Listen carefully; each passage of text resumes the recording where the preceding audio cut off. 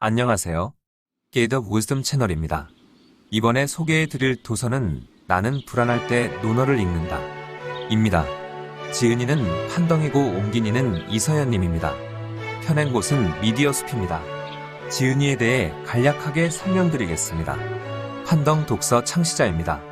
치안교통대학을 졸업하고 같은 대학에서 석사과정을 이수했으며 베이징 사범대학교에서 박사과정을 이수했습니다. 1999년 국제대학토론대회에서 우승했습니다. 중국 중앙텔레비전에서 12스튜디오, 산싱지식 급행열차 등 프로그램을 진행했습니다. 2004년부터 베이징 교통대학에서 학생들을 가르쳤고 2013년 베이징 교통대학을 사직한 뒤 자신의 이름을 따서 판덩 독서회를 창립했습니다.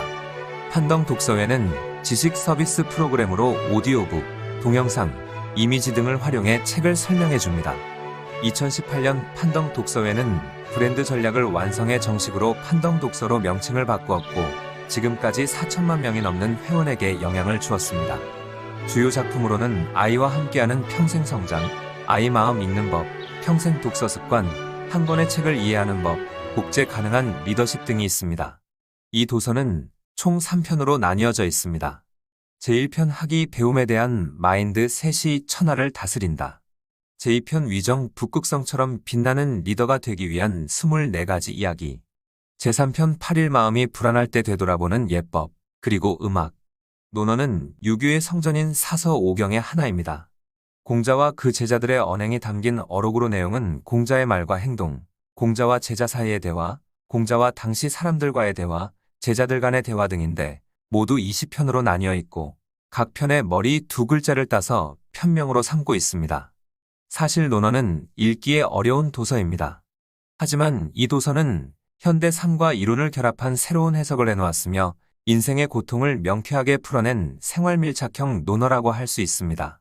현대인의 생활, 직장, 학습, 창업, 인간관계에 대한 해답을 알려주는 도서이기도 합니다. 우리가 살면서 겪는 모든 고통에 대한 해답을 공자는 이미 2000년 전에 내놓았습니다. 공자에 대해 설명을 드리겠습니다. 공자는 서기전 551년 노나라 양공 22년에 태어났습니다. 15세에 학문의 뜻을 두어서 가난에 시달리고 천한 일에 종사하면서도 부지런히 이치를 탐구하고 실천에 힘써 위대한 성인으로 추앙받았습니다.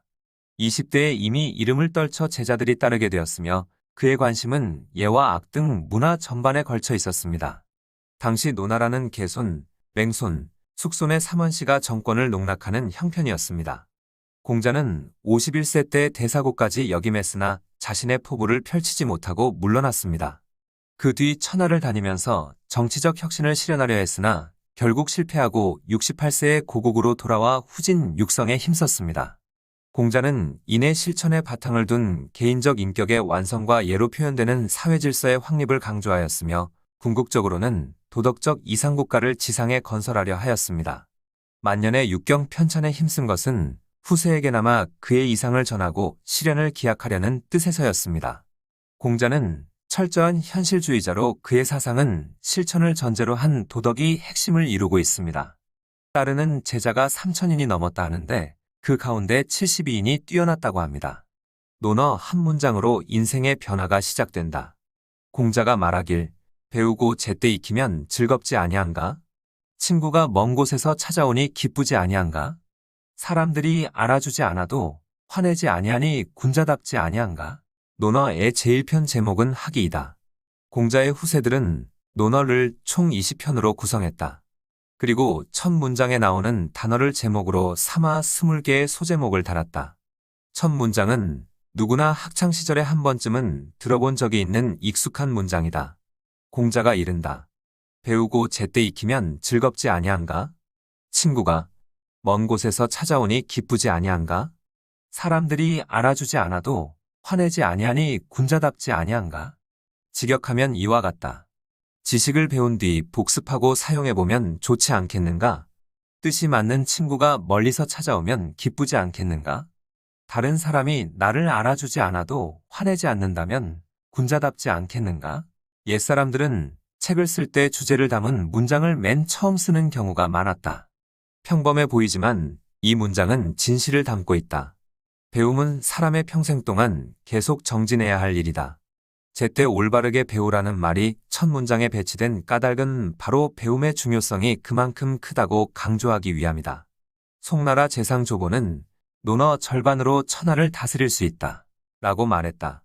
조보는 많은 공을 세운 송나라 개국 공신이지만 그가 공부한 책은 논어 하나였다고 전해진다. 혹자는 한나라의 재상이 어떻게 책을 한 권만 읽었겠냐며 그 사실을 의심한다. 조보가 정말 평생에 걸쳐 공부한 책이 논어 하나였는지는 중요하지 않다. 조보의 이야기는 그만큼 논어의 중요성을 설파한 것이라고 받아들이면 그만이다. 일종의 과장법일 수 있다. 논어의 중요성에 대한 나의 생각은 조보보다 더 크다. 나는 논어의 절반이 아니라 한 문장만 알고 있어도 천하를 다스릴 수 있다 라고 생각한다. 그 누가 논어의 절반을 외울 수 있겠는가? 논어의 한 문장이라도 머릿속에 각인되도록 주문처럼 외워보자. 그럼 난제를 만났을 때 답을 얻을 수 있다. 공자의 말로 다시 돌아가자. 문장에서 아니한가? 라고 번역된 부력의 의미는 무엇일까? 공자는 간단히 설파하면 될 말을 왜 독자들에게 물어보듯 말했을까? 우선 자신에게 질문을 던져보자. 나는 배우고 제때 익히는 일이 즐거운가? 대답은 아니다. 배우는 것, 즉 공부가 마냥 즐거운 일은 아닐 것이다. 공자도 대부분의 사람이 배우고 제때 익히는 일을 좋아하지 않는다고 생각했던 것 같다. 그래서 그는 이 또한 즐거운 일이 아니겠는가? 라고 역설적으로 독자들에게 되물으며 배움의 세계로 반갑게 초대하는 것이다. 내가 운영하는 지식 서비스 프로그램인 판덕독서에서 나는 종종 이런 질문을 받는다. 선생님이 읽어주는 책을 매일 듣는데도 어째서 제 삶은 더 좋아지지 않는 걸까요? 이유는 분명히 있다. 배우기만 하고 익히지 않기 때문이다. 배운다는 건 지식을 이해하는 것이고 익힌다는 건 배운 지식을 꾸준히 응용하고 시도하고 실천하는 것이다. 예기에 이런 말이 있다. 널리 배우고 자세히 묻고 신중하게 생각하고 명확하게 분별하며 성실히 실천해야 한다. 학습의 중요성을 5단계로 설명한 문장이다. 여기에서도 마지막의 행이라는 한자를 통해 배움의 실천을 강조하고 있다.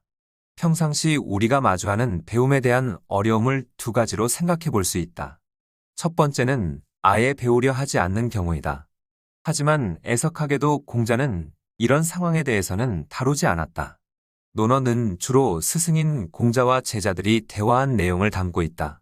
이미 배우고 있거나 배우겠다는 마음을 가진 제자들과 토론하면서 배우지 않는 경우를 이야기할 필요는 없었을 것이다.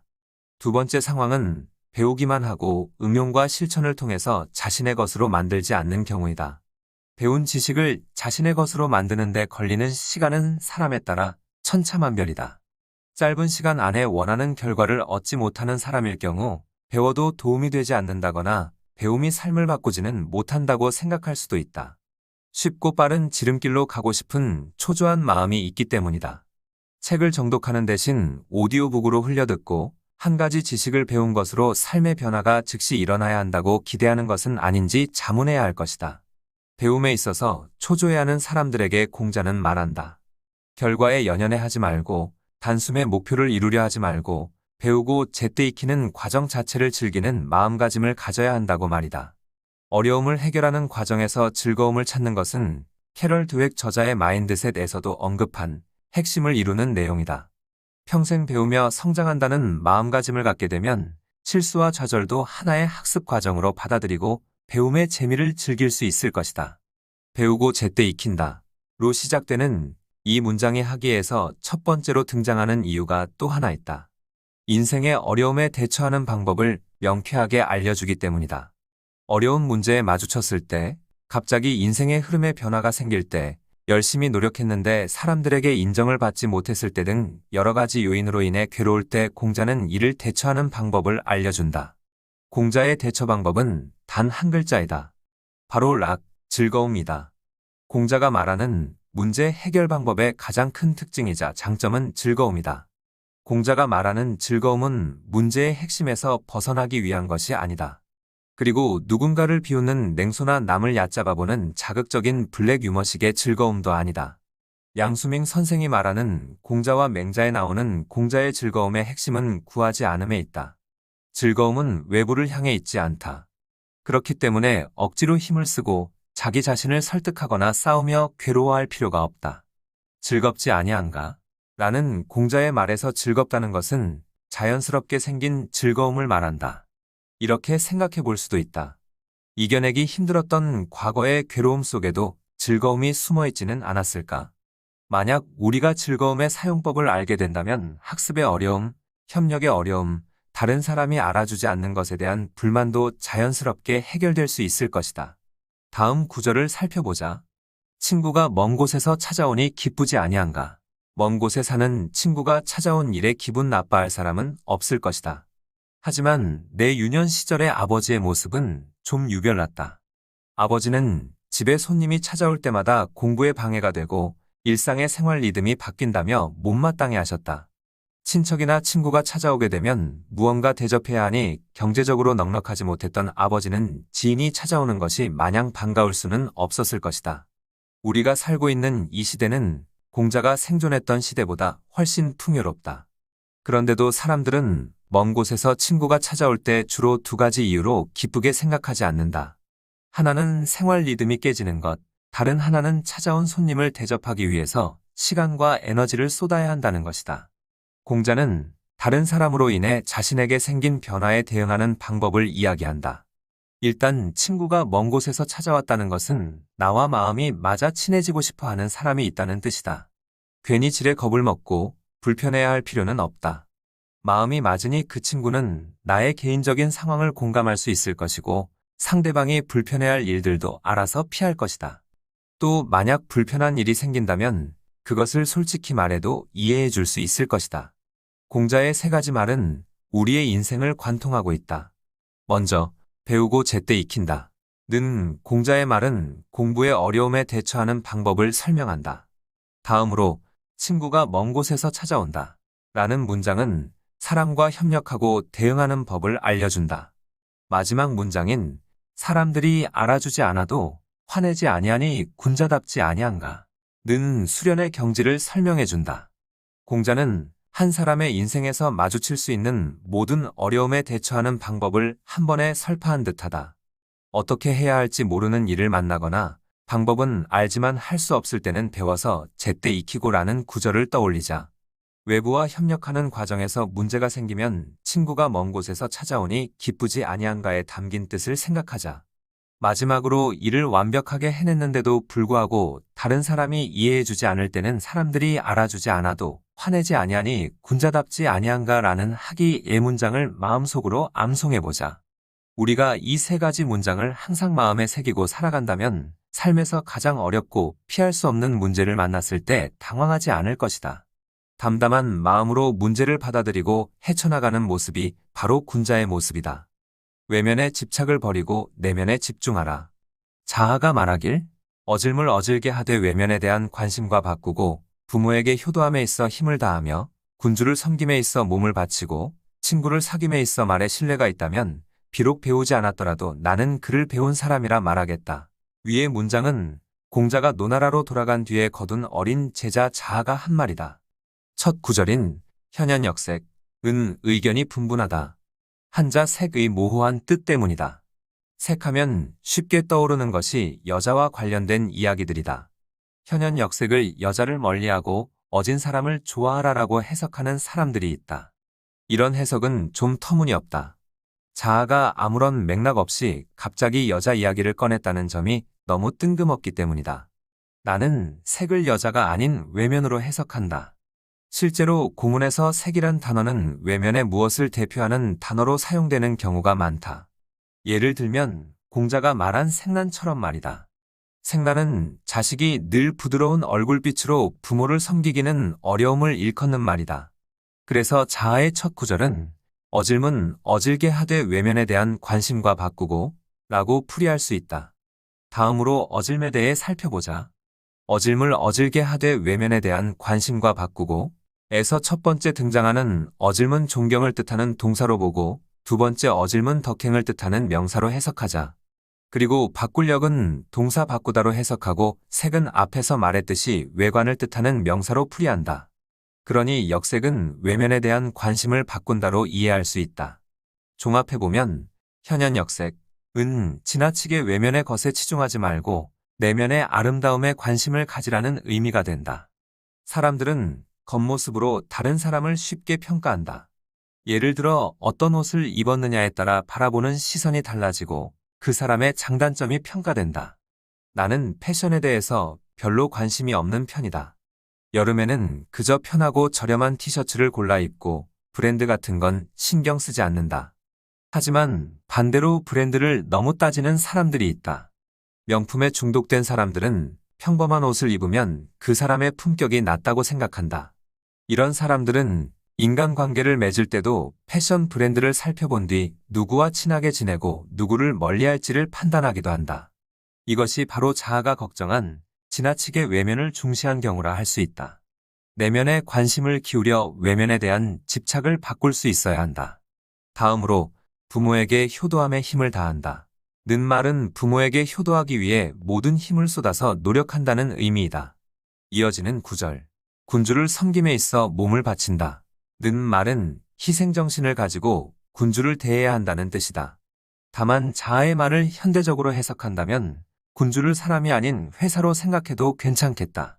다음 구절을 살펴보자. 친구를 사귐에 있어 말에 신뢰가 있다. 는 문장을 이해할 때 친구에 국한하지 말자. 가족과 친척 관계에서도 말에 신뢰가 필요하다.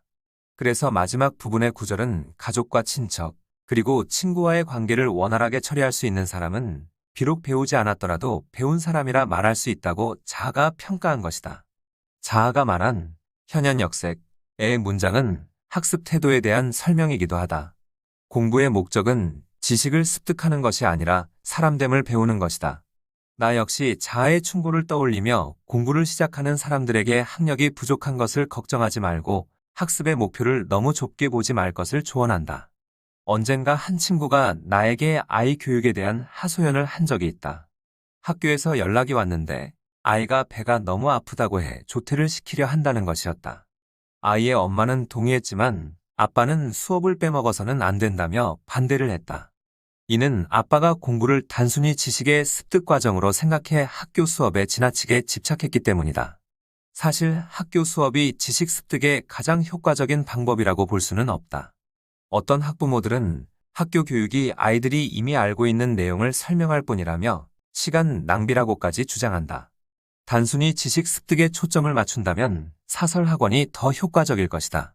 학교는 지식 습득을 넘어서 사람됨을 가르치는 기관이다.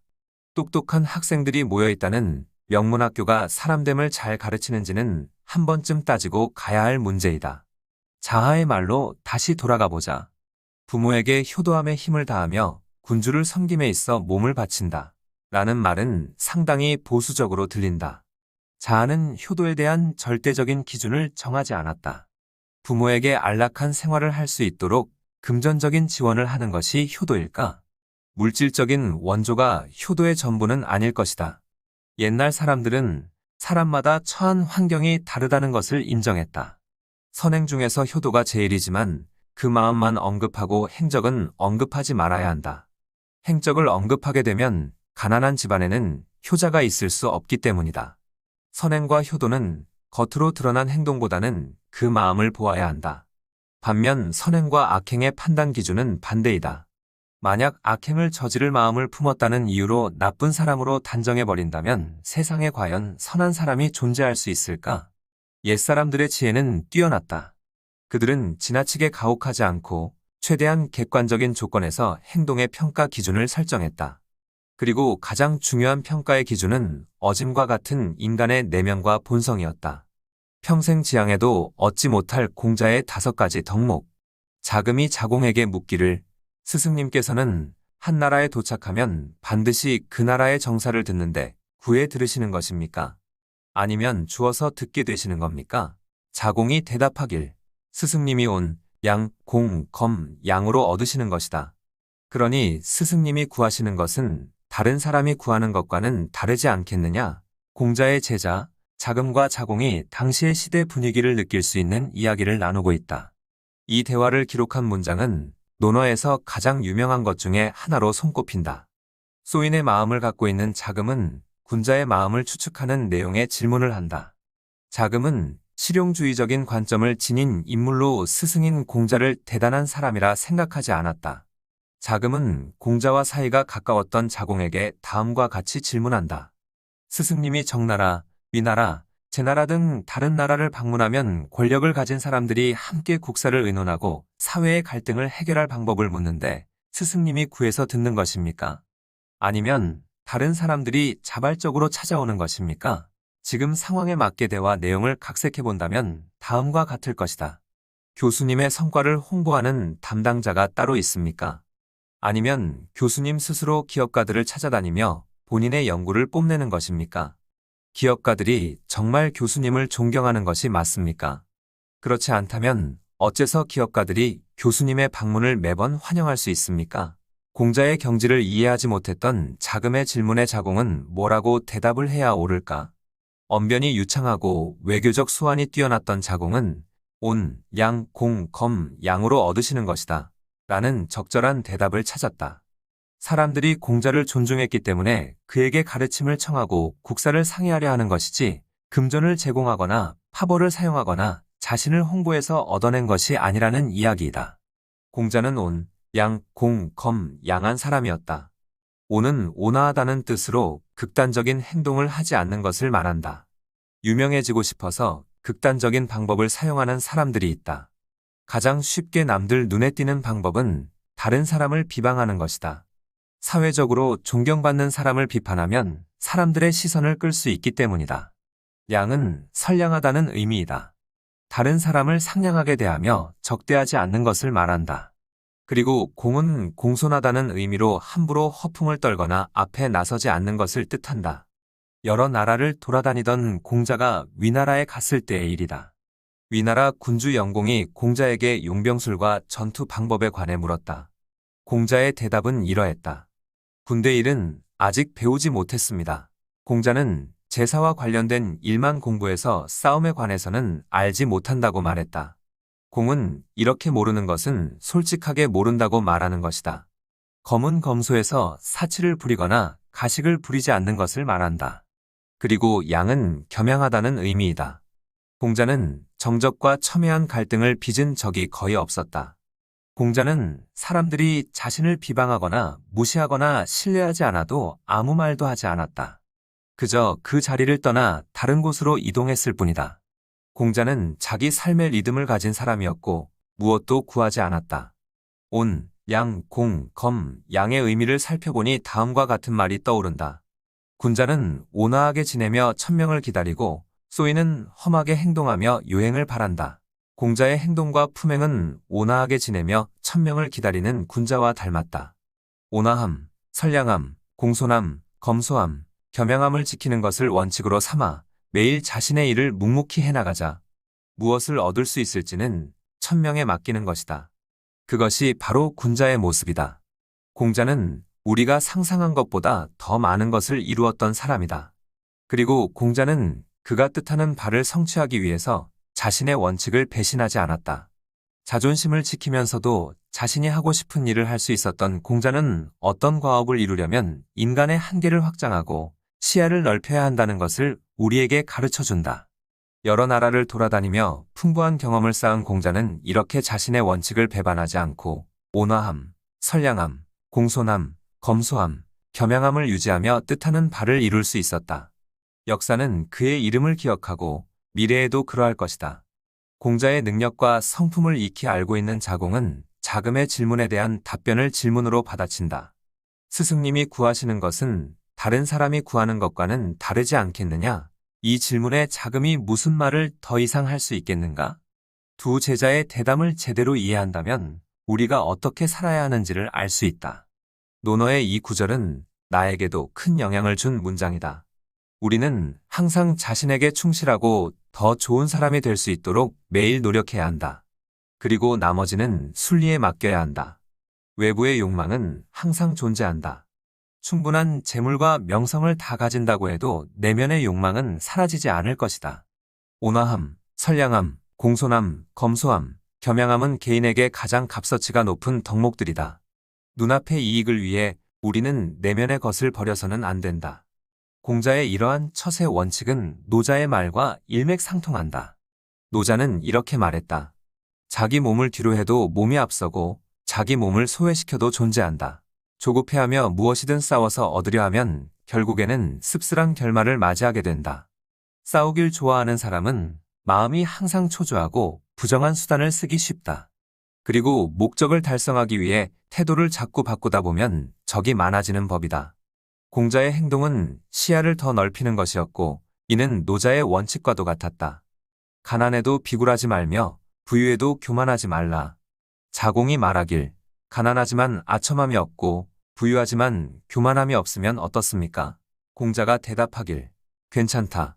하지만 가난하지만 즐거워하고 부유하지만 얘를 좋아하는 것만은 못하다. 자공이 묻기를 시경에 자른 것 같고 간 것 같고 다듬은 것 같고 문지른 것 같다라는 구절이 있는데 이것을 말씀하시는 겁니까? 공자가 대답하길 사와 함께 시경을 말할 수 있게 되었구나. 지나간 것을 말해주니 다가올 것을 아는구나. 내가 자주 애용하는 문장이다. 논어에서 공자와 그의 제자 아내, 자공, 자로의 대화는 실질적인 가치를 지니고 있는 경우가 많다. 공자는 3명의 제자를 각기 다른 태도로 대했다. 자로에 대해서는 직설적으로 질책하고 자공에 대해서는 완곡하게 지적을 하고 아내에 대해서는 아무런 질책도 하지 않았다. 자공은 논어에서 항상 공자에게 주의를 받는 역할로 출연한다. 어쨌든 3명의 제자는 모두 공자를 지극히 따랐다. 그 중에서도 공자에 대한 자공의 감정은 매우 진실했다. 공자가 세상을 떠난 뒤 제자들은 공자의 무덤에서 3년상을 치른 뒤 함께 통곡하며 떠났다. 자공도 떠나려 했으나 마음이 놓이지 않아 결국 다시 돌아와 3년상을 더 치렀다. 자공은 총 6년 동안 공자의 무덤을 지킨 것이다. 자공은 상당한 능력을 가진 사람이었다. 재산이 많고 장사를 잘했던 그는 유생이면서 상인이었고 외교관이기도 했다. 공자가 세상을 떠난 뒤 자공은 계속해서 공자의 명성을 알리기 위해 노력했다.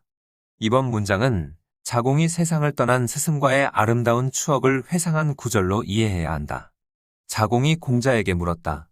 가난하지만 아첨함이 없고 부유하지만 교만함이 없는 사람을 어떻게 생각하십니까?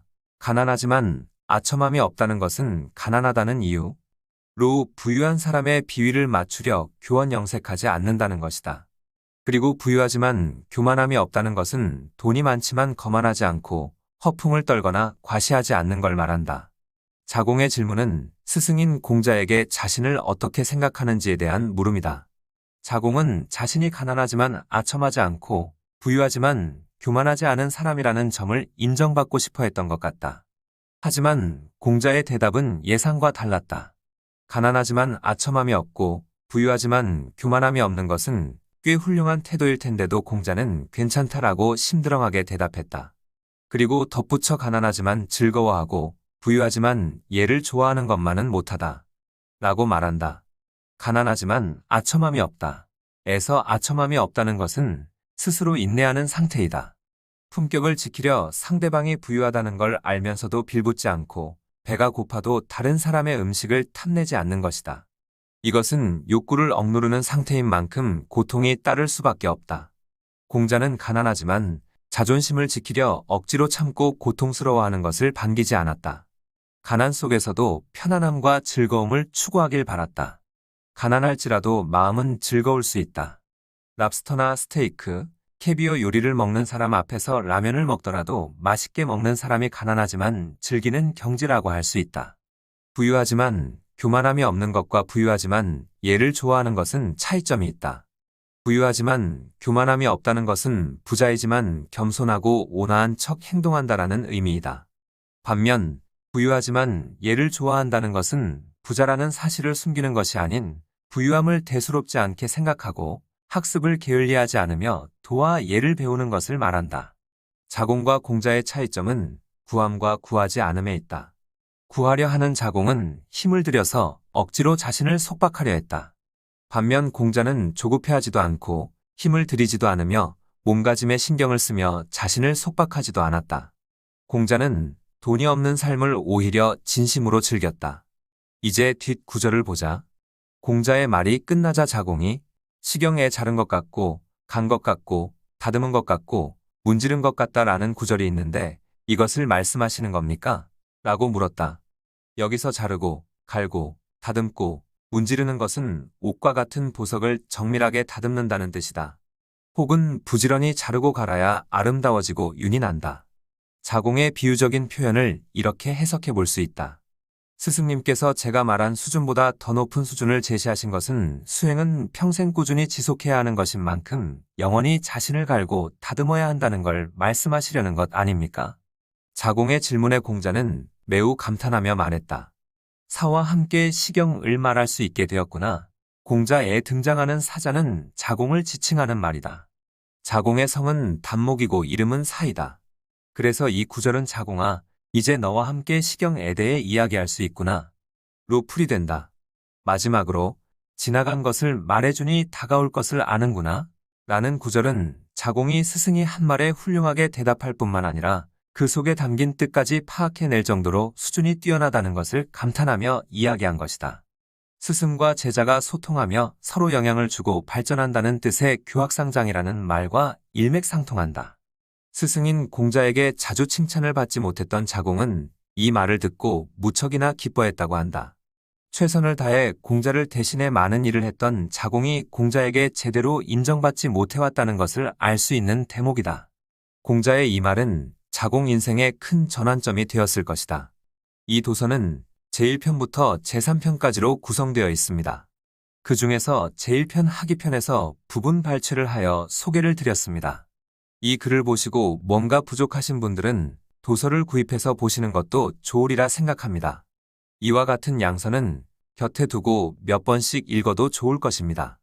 이 도서에서는 현대인의 생활, 직장, 학습, 창업, 인간관계에 대한 해답을 주는 도서인데 도서 전체를 소개해드릴 수 없다는 것이 아쉬움으로 남습니다. 끝까지 시청해 주셔서 감사합니다. 구독과 좋아요, 알림 설정은 영상 제작에 큰 힘이 됩니다. Get of Wisdom 채널이었습니다. 감사합니다.